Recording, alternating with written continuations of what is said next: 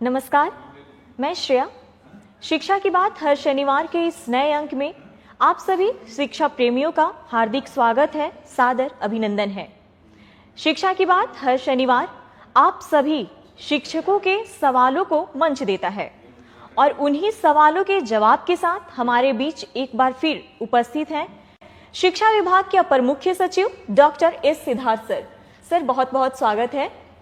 Sir, आज का जो हमारा सबसे पहला सवाल है निधि कुमारी किशनगंज से, कहती हैं, सर शिक्षा की बात से तो हमें बहुत सारी जानकारियां मिलती रहती हैं, पर कभी कभी तुरंत के तुरंत हमें कुछ जानकारियां चाहिए होती है।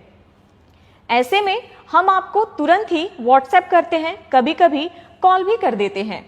सर, उसका मुझे कुछ पता नहीं चलता है, कृपया बताएं कि उस मैसेज का क्या होता है। देखिए, मैं देखता तो सभी हूँ, मैसेज है, कॉल है और बड़ी संख्या में आते हैं और कभी कभी एक एक घंटे में 50 मैसेज और 50 कॉल भी आ जाते हैं। बहुत सारे लोग ट्रांसफर पोस्टिंग के बारे में पूछते हैं, कुछ लोग मिड डे मील की शिकायत करते हैं और विभिन्न प्रकार के इश्यूज़ के बारे में लोग बोलते हैं। लेकिन देखिए, किसी चैनल को फ्लड कर देना और किसी चैनल में इतने सारे मैसेजेस एक साथ भेजना, उससे क्या होता है कि उसका फिर कंप्लायंस का भी इश्यूज हो जाता है। हम लोगों ने एक ग्रीवांस हैंडलिंग सिस्टम बनाया था, आपको याद होगा, मैं पिछली बार भी मैंने कहा कि आप उसमें पोस्ट करिए, उसको मैं रोज़ सुबह और शाम देखता हूँ और देखता हूँ क्या कार्रवाई होती है। अगर आप व्हाट्सअप, अगर आज जैसे आपने 9 बजे मुझे किया, 11 बजे होते होते वो आपका 150वां मैसेज हो जाएगा, मतलब वो इतना नीचे चला जाएगा कि उस मैसेज का अहमियत और उस पर कोई ध्यान ही नहीं जाएगा मेरा, क्योंकि हर घंटे 50 मैसेज, 60 मैसेज, 100 मैसेज आते हैं, कॉल भी बहुत आते हैं और सारे अननोन नंबर से ही आते हैं। जैसे आप देखते हैं टीचर लोगों का सारे अननोन रहता है। मैं कभी कभी मैं सबको नोट करता हूँ और मेरा कार्यालय कॉल बैक करता है और मेरा बस यही अनुरोध है, मैं ज़रूर सभी टीचर से 1-to-1 संपर्क में रहना चाहता हूँ, किंतु जो सबसे आपातकालीन वाले इश्यूज़ हैं, कभी कभी बहुत आपातकालीन स्थिति में भी टीचर्स फ़ोन करते हैं और मैसेज करते हैं, उस मैसेज को तो बहुत ध्यान से देखता हूँ। मतलब कोई टीचर कोई क्राइसिस में है या उसको विशेष समस्या है। लेकिन रूटीन में अगर आप पूछने लग जाएं कि मेरा ट्रांसफ़र कब होगा, मेरा क्या हुआ, मेरा इस आवेदन का क्या हुआ, मेरा HRMS ऑनबोर्डिंग नहीं हुआ, मेरा प्राण ठीक नहीं हुआ, तो वो सब मैसेजेस जो हैं वो टेक्निकली हम उम्मीद करते हैं कि वो हमारे जो ग्रीवांस हैंडलिंग पोर्टल है उसके माध्यम से प्राप्त हों, ताकि मेरा ऑफिसर भी देख सके, मैं भी देखूंगा, वो भी देखेंगे और समाधान करूं। लेकिन क्राइसिस ज़रूर, कोई क्राइसिस हो तो वो तो मैं देखता ही हूँ।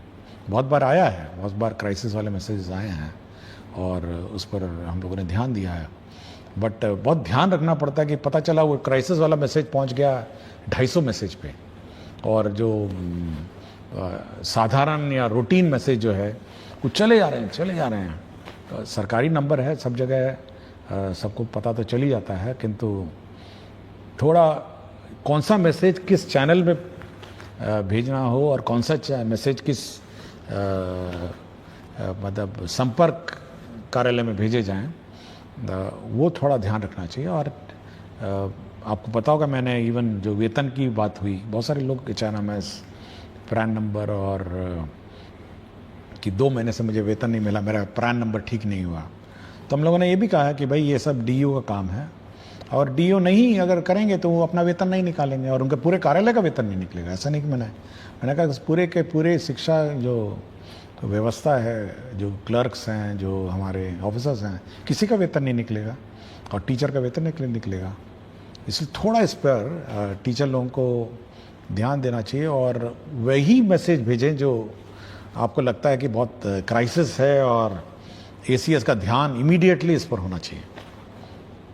और usually most of the messages मैं फॉरवर्ड कर देता हूँ अपने ऑफिसर्स को और बहुतों को कॉल बैक भी आता होगा, सब लोग देखते होंगे। बट चैनल अप्रोप्रिएट चैनल होगा कि आप ग्रीवांस हैंडलिंग जो पोर्टल है उस पर आप पोस्ट करें। सर, दूसरा सवाल स्मिता श्री, उत्क्रमित उच्चतर माध्यमिक विद्यालय असुरारी, बरौनी, बेगूसराय से।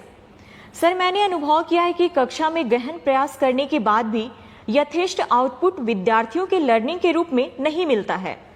विश्लेषण करने पर मैंने पाया कि सबसे बड़ी खोट बच्चों की लगातार अनुपस्थिति या फिर अनियमित अनुपस्थिति है, जिससे वो पाठ में सिखाए गए विषयों को क्रम में नहीं ले पाते हैं और न ही सजगता से स्मरण में संग्रहित कर पाते हैं। हम सर्व शिक्षा लागू करने के चौथाई दशक आगे आ चुके हैं और 86वें संविधान संशोधन में बच्चों को शिक्षा दिलाने को मौलिक कर्तव्य के रूप में रखने के बावजूद अभी तक अभिभावकों की इसके लिए कोई जिम्मेदारी नहीं तय कर पाए हैं। क्या मैं उम्मीद कर सकती हूँ कि गुणवत्तापूर्ण शिक्षा के लिए आपके प्रयासों में आप इस संबंधित कोई निर्देश देंगे, जिससे विद्यालय के हाथ सशक्त हो और अधिगम आउटपुट बढ़े?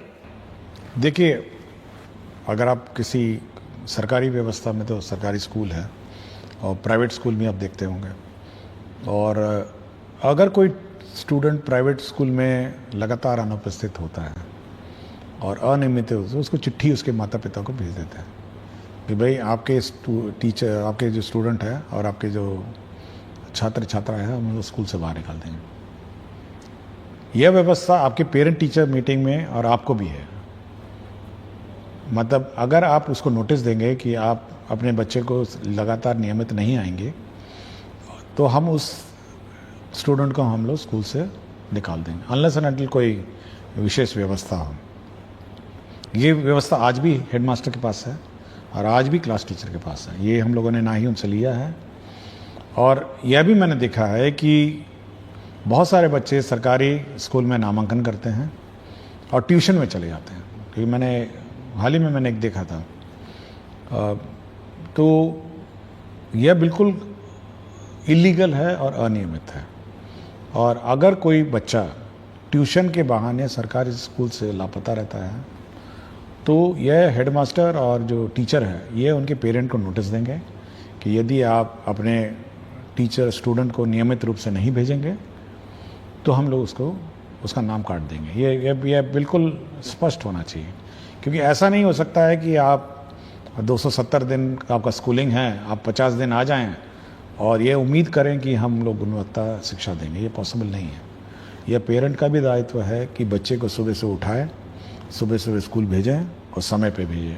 बहुत सारी समस्या हो सकती है, कोई व्यक्तिगत विशेष समस्या हो सकती है, और मैं चाहूँगा कि ये सख्ती टीचर्स भी बरतें और हेडमास्टर भी बरतें और पेरेंट्स को सचेत कर दें कि अगर आपका बच्चा नहीं आएगा, एक बार लिखित में दे दें कि भाई देखिए ऐसा है, आपका बच्चा फलाना दिन इस महीने में इतने दिन आया और इतने दिन नहीं आया, और ये बिल्कुल खेद का विषय है, और ये इसमें अगर सुधार नहीं होगा तो हम आपके बच्चे को स्कूल से बाहर निकाल देंगे। यह चेतावनी देनी चाहिए।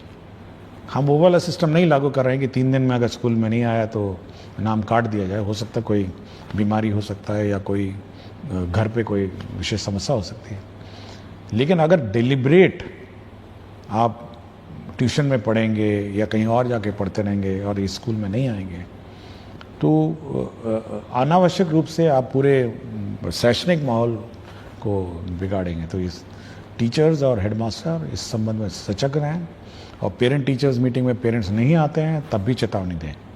थोड़ी कड़ाई करनी पड़ेगी। देखिए, शैक्षणिक व्यवस्था ऐसे नहीं हो सकती है। यह कोई ऐसा व्यवस्था नहीं है कि हम लोग वन साइडेड मेहनत कर रहे हैं और वहाँ पे अभिभावक इसको लाइटली ले रहे हैं या बच्चे बहुत लाइटली ले रहे हैं। नहीं, ये नहीं ले सकते। सरकार कितना पैसा इसमें डालती है, कितना टीचर बहाल कर चुके हैं, कितने बुक्स आपको फ्री दिए हैं, कितना स्कॉलरशिप देती है, कितनी राशि इसमें व्यय होता है। इस व्यवस्था को लाइटली नहीं लिया जा सकता है। हम मेहनत करेंगे तो अभिभावक को भी मेहनत करना पड़ेगा और बच्चों को भी मेहनत करके स्कूल में आना पड़ेगा। ये दोनों तरफ है। टीचर्स बहुत मेहनत कर रहे हैं, बिल्कुल ठीक बोली हैं कि इतनी मेहनत करती हैं, उसके बाद भी बच्चा अगर गायब हो जाएगा तो कार्रवाई हो जानी चाहिए। ये हम लोग कोई मतलब ऐसी व्यवस्था नहीं हम लोग चाह रहे हैं कि एक तरफा हम मेहनत करते रहें और दूर से बच्चा ही नहीं आए और बच्चा भाग जाए। तो ये थोड़ा tightening of the system, parent को चेतावनी, पेरेंट को नोटिस, और उसके बाद टर्मिनेट कर दीजिए। कोई बोले जाइए अपना जहाँ पढ़ाना पढ़ाइए, हम इस पर इसकी जवाबदेही नहीं लेंगे। आप 50 दिन नहीं आएंगे तो क्या जवाब दे लेंगे आपकी पढ़ाई का? कॉलेज में ट्राई करिए, आपका अटेंडेंस नहीं होगा तो एग्जाम लिखने नहीं देगा। प्राइवेट स्कूल में 3 दिन अगर नहीं आएंगे, 4 दिन नहीं आएंगे, सप्ताह भर नहीं, अगले दिन टीसी दे देगा आपको। तो थोड़ा कड़ाई टीचर्स को और हेडमास्टर को करनी पड़ेगी, जितने अभिभावक हैं। सर अगला सवाल पुष्पा प्रसाद राजकीय कन्या मध्य विश्वविद्यालय कुचायकोट गोपालगंज से है। कहती हैं, सर को मेरा प्रणाम। सर हमारे सरकारी विद्यालयों में प्रायः गरीब परिवार की बच्चियां पढ़ती हैं। मेरे द्वारा बच्चियों के स्वास्थ्य पर विद्यालय में कार्य किए जा रहे हैं। सर मैं यह प्रश्न पूछना चाहती हूं कि सरकारी विद्यालयों में 6ठी से 8वीं या ऊपर कक्षा में बच्चियों के साथ माहवारी के समय स्कूल आना बहुत मुश्किल होता है। सरकार के द्वारा सैनिटरी पैड मशीन की व्यवस्था स्कूल को कैसे उपलब्ध होगी जिससे कि बच्चियों की पढ़ाई उस दौरान बाधित नहीं हो सके? देखिए, राज्य सरकार द्वारा एक योजना चलाई जाती है, मुख्यमंत्री किशोरी स्वास्थ्य योजना, और राज्य सरकार सभी को डीबीटी के माध्यम से 300 रुपये देती है। हम लोग पहले लेट देते थे साल के अंत में, इस बार हम लोग शुरू में देना चाह रहे हैं और ये अगला 1 महीना में ये भी ट्रांसफ़र हो जाएगा। देखिए, हम लोग का ये इच्छा है कि ये जो पैसा है ये बच्चियां अपने आप पूल कर सकती हैं, 300 रुपये हैं, फिर वो सैनिटरी नैपकिन खरीद सकती हैं और स्कूल में स्टॉक कर सकती हैं, और जब जब लड़कियों को आवश्यकता हो तो उसका प्रयोग कर सकती है। मैं अभी हाल ही में आरा में एक स्कूल में गया था, तो लड़कियों ने एक रूम का नाम पिंक रूम लिखा हुआ था, उन्होंने पिंक कलर का सब कुछ पेंट किया हुआ था, पिंक रूम। और जो भी लड़कियों की इस प्रकार की समस्या आती है तो वो उस पिंक रूम जाती हैं, वहाँ पे ये पैड अलमारियों में स्टॉक रहता है और वहाँ से अपना यूज़ करते हैं। तो ये लड़कियों को जॉइंटली इसको यूज़ करना और जॉइंटली इस व्यवस्था को प्रयोग करना ये सिखाना चाहिए। तो डीबीटी में हो सकता है कि उनको पता भी नहीं हो, क्योंकि पैसा तो जाता है अकाउंट में, अब इसको पता भी नहीं होगा कि 300 रुपये इस कार्य के लिए है। तो ये मैं इस माध्यम से ये कहना चाहूँगा कि जो लेडी टीचर्स हैं वो सभी लड़कियों को ये बात सिखाएं कि भाई 300 रुपये आए हैं, 10 लड़कियां हो गई तो 3000 रुपये हो जाएगा, और मतलब 100 लड़कियां हो जाएंगी तो आपका 30,000 रुपये हो जाएंगे। तो ये सब इकट्ठा करके एक साथ वो परचेज कर सकती हैं इन लॉट्स और फिर यूज़ कर सकती हैं। तो लड़की